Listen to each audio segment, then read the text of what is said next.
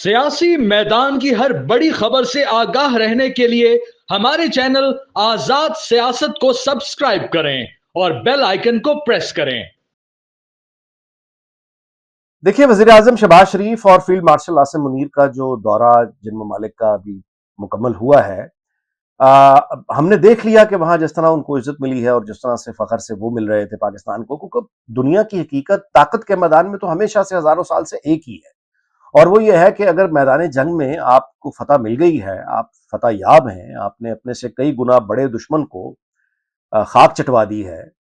तो बहरहाल दुनिया में आपकी इज्जत तो होगी। तो वही इज्जत जो है वो बड़े मुद्दत के बाद किसी भी पाकिस्तानी डेलीगेशन को इस आला तरीन सतह पे मिली है, और जाहिर है कि हमने उसका मुजाहरा ये देखा कि यानी वो टर्की का लोकल मीडिया हो या ईरान का हो या अजरबैजान का हो, बाकू टीवी, उन्होंने स्पेशल कवरेज दी पाकिस्तान के हाई लेवल जो डेलीगेशन था, और इस पर उन्होंने खास प्रोग्राम किए। और उस वो प्रोग्राम्स की अगर आप टोन देखें इन ममालिक में, जो पाकिस्तान के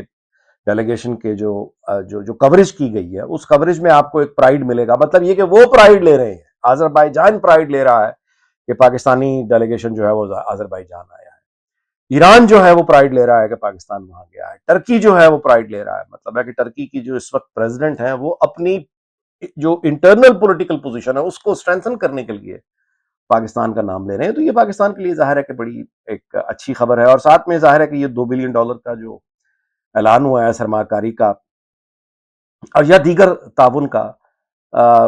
दुनिया हमारे से ताउन करने पर तैयार होगी, सरमाया करने कारी करने के लिए भी तैयार होगी, लेकिन उसके लिए हमें याद रखना चाहिए कि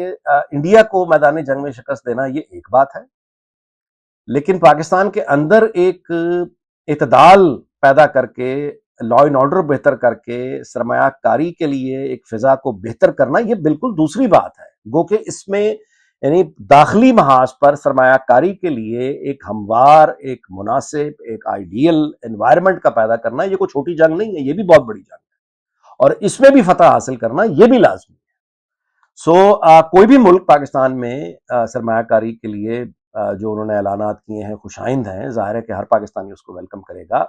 लेकिन उसके साथ जिस चीज की जरूरत है वो है internal political and social stability, और उसके बाद फिर वो इंफ्रास्ट्रक्चर जो एंटरटेन करता है, यानी किस फील्ड में मिसाल के तौर पर बाहर बैरूनी सरमायाकारी आ रही है, जिस फील्ड में भी आ रही है उसके लिए साथ में कोई इंफ्रास्ट्रक्चर हम डेवलप कर सके हैं या नहीं कर सके, वर्क फोर्स ट्रेंड मौजूद है या नहीं, ये तो हमारा फर्ज है ना। तो अब इस तरफ बेसिकली फोकस करना भी उतना ही जरूरी है जितना जरूरी मुल्की दिफा है। देखिए, मौजूदा निज़ाम कहिए या हुकूमत इसको कहिए, ये बड़े बदतरीन एनवायरनमेंट में भी, बड़े तेज आंधियों में और बहुत तूफान में हचकोले खाती भी ये जो आपका ये हुकूमत है, ये अपना मुश्किल तरीन वक्त तो दिखाई ऐसा देता है कि मुश्किल तरीन वक्त अब ये निकाल गए, और अब जो है वो खास तौर पे भारत के साथ जो ये झड़प है उसमें सारा मंजरनामा तब्दील कर दिया है।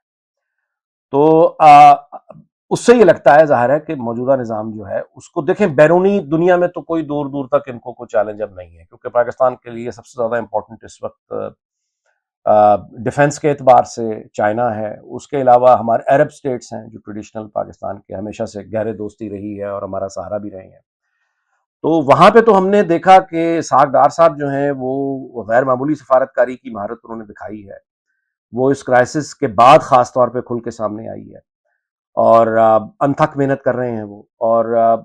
इतनी ज्यादा यूं कहिए कि सफारती महाज पे पाकिस्तान ने कामयाबी समेटी है कि जयशंकर जो भारत का वज़ीर खारजा है वो बिल्कुल ही डिफेंसिव पे चला गया है और इंतहाई बदतरीन तनकीद का निशाना बन रहा है। यानी जब से वो वज़ीर खारजा बना है जयशंकर, कभी उसको इतनी तनकीद नहीं हुई, उसको इतनी यानी लानत और फिटकार उस पर नहीं पड़ी जितना ये 6-7 मई के बाद से उसका जो बुरा हाल हुआ है।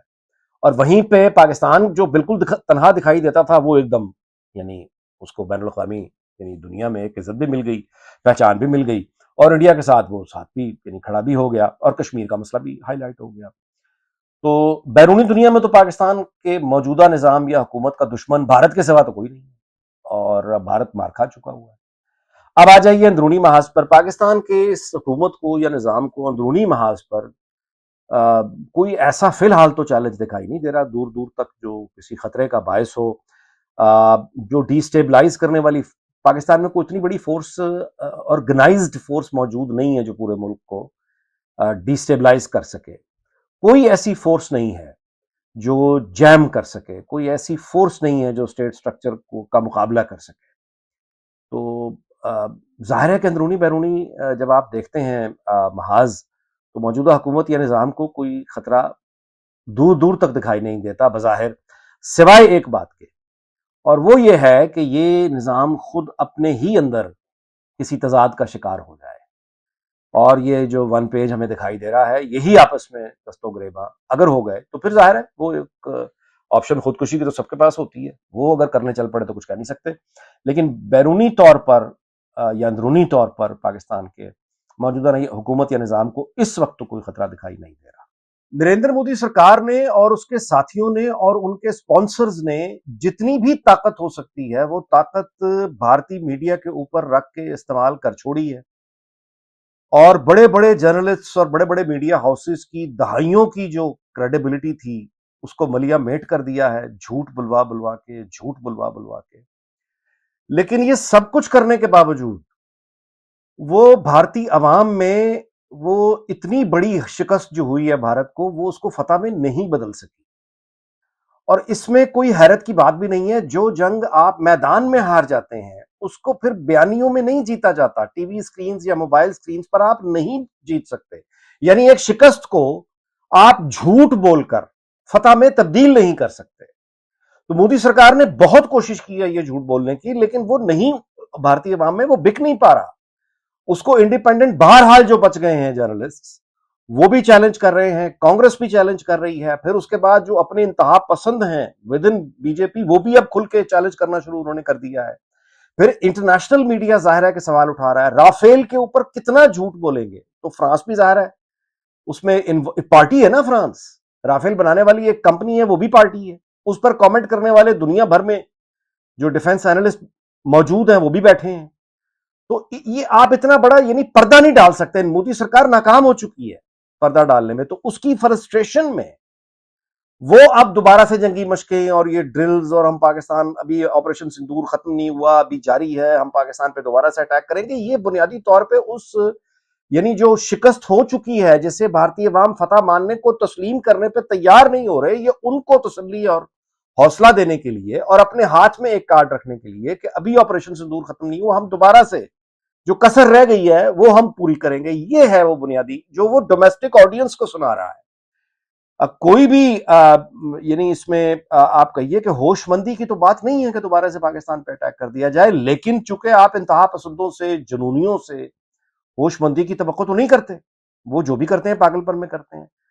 तो मुमकिन है कि वो पागलपन में, वहशत में आके दोबारा से ऐसा को पागलपन कर बैठे। लेकिन अगर वो ऐसा करेगा दोबारा से,